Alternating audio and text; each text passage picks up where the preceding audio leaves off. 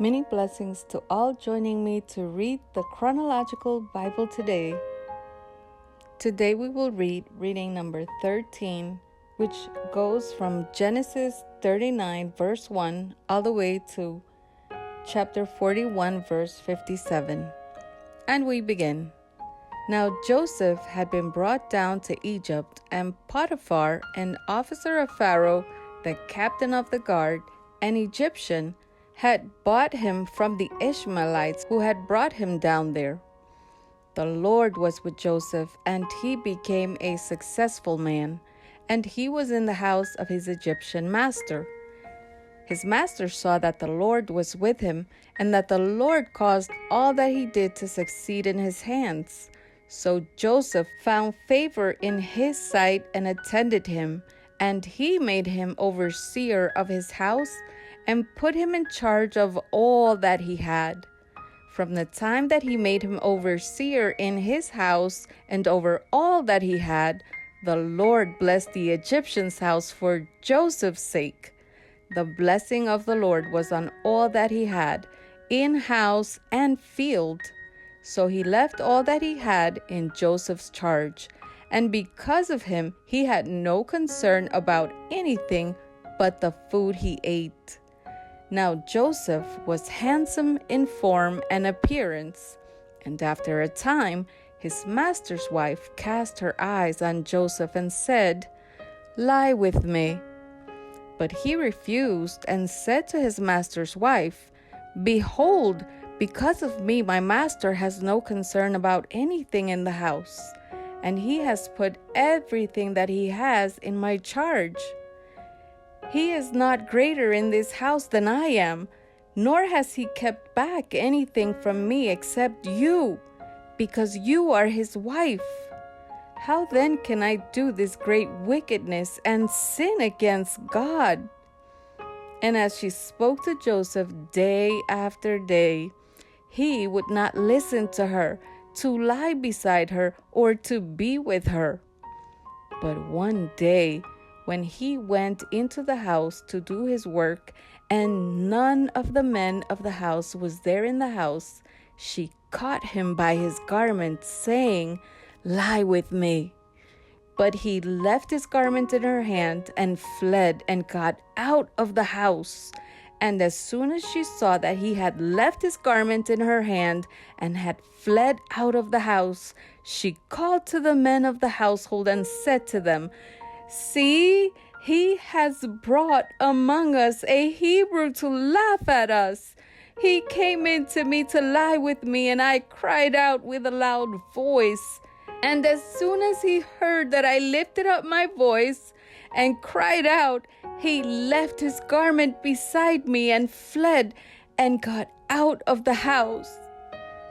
Then she laid up his garment by her until his master came home, and she told him the same story, saying, "The Hebrew servant whom you have brought among us came in to me to laugh at me. But as soon as I lifted up my voice and cried, he left his garment beside me and fled out of the house." As soon as his master heard the words that his wife spoke to him, "This is the way your servant treated me," his anger was kindled, and Joseph's master took him and put him into the prison, the place where the king's prisoners were confined, and he was there in prison. But the Lord was with Joseph and showed him steadfast love, and gave him favor in the sight of the keeper of the prison. And the keeper of the prison put Joseph in charge of all the prisoners who were in the prison. Whatever was done there, he was the one who did it. The keeper of the prison paid no attention to anything that was in Joseph's charge, because the Lord was with him, and whatever he did, the Lord made it succeed. Sometime after this, the cupbearer of the king of Egypt and his baker committed an offense against their lord, the king of Egypt. And Pharaoh was angry with his two officers, the chief cupbearer and the chief baker, And he put them in custody in the house of the captain of the guard, in the prison where Joseph was confined. The captain of the guard appointed Joseph to be with them, and he attended them. They continued for some time in custody. And one night they both dreamed, the cupbearer and the baker of the king of Egypt, who were confined in the prison, each his own dream, and each dream with its own interpretation. When Joseph came to them in the morning, he saw that they were troubled. So he asked Pharaoh's officers who were with him in custody in his master's house, "Why are your faces downcast today?" They said to him, "We have had dreams, and there is no one to interpret them." And Joseph said to them, "Do not interpretations belong to God? Please tell them to me." So the chief cupbearer told his dream to Joseph and said to him, "In my dream there was a vine before me, and on the vine there were 3 branches. As soon as it budded, its blossoms shot forth, and the clusters ripened into grapes. Pharaoh's cup was in my hand, and I took the grapes and pressed them into Pharaoh's cup, and placed the cup in Pharaoh's hand." Then Joseph said to him, "This is its interpretation. The 3 branches are 3 days. In 3 days, Pharaoh will lift up your head and restore you to your office, and you shall place Pharaoh's cup in his hand as formerly when you were his cupbearer. Only remember me when it is well with you, and please do me the kindness to mention me to Pharaoh, and so get me out of this house. For I was indeed stolen out of the land of the Hebrews, and here also I have done nothing, that they should put me into the pit." When the chief baker saw that the interpretation was favorable, he said to Joseph, "I also had a dream.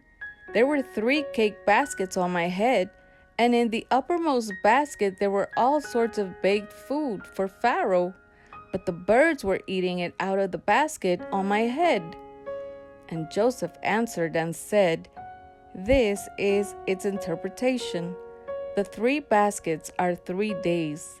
In 3 days, Pharaoh will lift up your head from you and hang you on a tree, and the birds will eat the flesh from you." On the 3rd day, which was Pharaoh's birthday, he made a feast for all his servants and lifted up the head of the chief cupbearer and the head of the chief baker among his servants. He restored the chief cupbearer to his position, and he placed the cup in Pharaoh's hand. But he hanged the chief baker as Joseph had interpreted to them. Yet the chief cupbearer did not remember Joseph, but forgot him. After 2 whole years, Pharaoh dreamed that he was standing by the Nile, and behold, there came up out of the Nile 7 cows, attractive and plump, and they fed in the reed grass. And behold, 7 other cows, ugly and thin, came up out of the Nile after them, and stood by the other cows on the bank of the Nile. And the ugly thin cows ate up the 7 attractive plump cows. And Pharaoh awoke, and he fell asleep, and dreamed a second time. And behold, 7 ears of grain, plump and good, were growing on one stalk. And behold, after them sprouted 7 ears, thin and blighted by the east wind, and the thin ears swallowed up the 7 plump full ears. And Pharaoh awoke, and behold, it was a dream. So in the morning his spirit was troubled, and he sent and called for all the magicians of Egypt and all its wise men. Pharaoh told them his dreams, but there was none who could interpret them to Pharaoh. Then the chief cupbearer said to Pharaoh, "I remember my offenses today. when Pharaoh was angry with his servants and put me and the chief baker in custody in the house of the captain of the guard, we dreamed on the same night, he and I, each having a dream with its own interpretation. A young Hebrew was there with us, a servant of the captain of the guard. When we told him, he interpreted our dreams to us, giving an interpretation to each man according to his dream. And as he interpreted to us, so it came about. I was restored to my office, and the baker was hanged. Then Pharaoh sent and called Joseph, and they quickly brought him out of the pit. And when he had shaved himself and changed his clothes, he came in before Pharaoh. And Pharaoh said to Joseph, I have had a dream, and there is no one who can interpret it. I have heard it said of you that when you hear a dream, you can interpret it. Joseph answered Pharaoh, It is not in me. God will give Pharaoh a favorable answer. Then Pharaoh said to Joseph, Behold, in my dream I was standing on the banks of the Nile. 7 cows, plump and attractive, came up out of the Nile and fed in the reed grass. 7 other cows came up after them, poor and very ugly and thin, such as I had never seen in all the land of Egypt. And the thin, ugly cows ate up the first 7 plump cows. But when they had eaten them, no one would have known that they had eaten them, for they were still as ugly as at the beginning. Then I awoke. I also saw in my dream 7 ears growing on one stalk, full and good. 7 ears withered, thin and blighted by the east wind sprouted after them. And the thin ears swallowed up the 7 good ears. And I told it to the magicians, but there was no one who could explain it to me. Then Joseph said to Pharaoh, The dreams of Pharaoh are one. God has revealed to Pharaoh what he is about to do. The 7 good cows are 7 years, and the 7 good ears are 7 years. The dreams are one. The 7 lean and ugly cows that came up after them are 7 years, and the 7 empty ears blighted by the east wind are also 7 years of famine. It is as I told Pharaoh. God has shown to Pharaoh what he is about to do. There will come 7 years of great plenty throughout all the land of Egypt, but after them there will arise 7 years of famine, and all the plenty will be forgotten in the land of Egypt. The famine will consume the land, and the plenty will be unknown in the land by reason of the famine that will follow, for it will be very severe. And the doubling of Pharaoh's dreams means that the thing is fixed by God, and God will shortly bring it about. Now therefore let Pharaoh select a discerning and wise man, and set him over the land of Egypt. Let Pharaoh proceed to appoint overseers over the land, and take 1/5 of the produce of the land of Egypt during the 7 plentiful years. And let them gather all the food of these good years that are coming, and store up grain under the authority of Pharaoh for food in the cities, and let them keep it.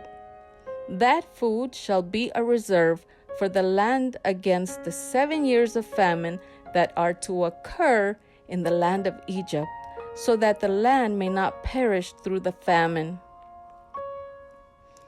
This proposal pleased Pharaoh and all his servants. And Pharaoh said to his servants, Can we find a man like this in whom is the Spirit of God? Then Pharaoh said to Joseph, Since God has shown you all this, there is none so discerning and wise as you are. You shall be over my house, and all my people shall order themselves as you command. Only as regards the throne will I be greater than you. And Pharaoh said to Joseph, See, I have set you over all the land of Egypt. Then Pharaoh took his signet ring from his hand and put it on Joseph's hand, and clothed him in garments of fine linen, and put a gold chain about his neck. And he made him ride in his second chariot. And they called out before him, "Bow the knee." Thus he set him over all the land of Egypt. Moreover, Pharaoh said to Joseph, "I am Pharaoh, and without your consent no one shall lift up hand or foot in all the land of Egypt." And Pharaoh called Joseph's name Saphnath-Paneah, and he gave him in marriage Asenath, the daughter of Potiphar, priest of On. So Joseph went out over the land of Egypt. Joseph was 30 years old when he entered the service of Pharaoh, king of Egypt. And Joseph went out from the presence of Pharaoh and went through all the land of Egypt.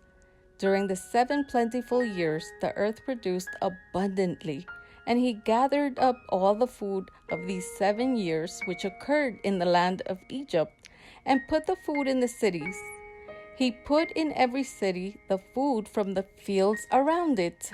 And Joseph stored up grain in great abundance, like the sand of the sea, until he ceased to measure it, for it could not be measured. Before the year of famine came, 2 sons were born to Joseph. Asenath, the daughter of Potiphar, priest of On, bore them to him. Joseph called the name of the firstborn Manasseh, for he said, "God has made me forget all my hardship and all my father's house." The name of the second he called Ephraim, for God has made me fruitful in the land of my affliction. The 7 years of plenty that occurred in the land of Egypt came to an end, and the 7 years of famine began to come as Joseph had said. There was famine in all lands, but in all the land of Egypt there was bread. When all the land of Egypt was famished, the people cried to Pharaoh for bread. Pharaoh said to all the Egyptians, "Go to Joseph. What he says to you, do." So when the famine had spread over all the land, Joseph opened all the storehouses and sold to the Egyptians, for the famine was severe in the land of Egypt. Moreover, all the earth came to Egypt to Joseph to buy grain, because the famine was severe over all the earth. And now a devotional written by Pastor John A. Pra, entitled From Hardship to Blessing. Scripture reference is Genesis chapter 41, verses 50 to 52. Before the year of famine came, 2 sons were born to Joseph. Asenath, the daughter of Potiphar, priest of On, bore them to him.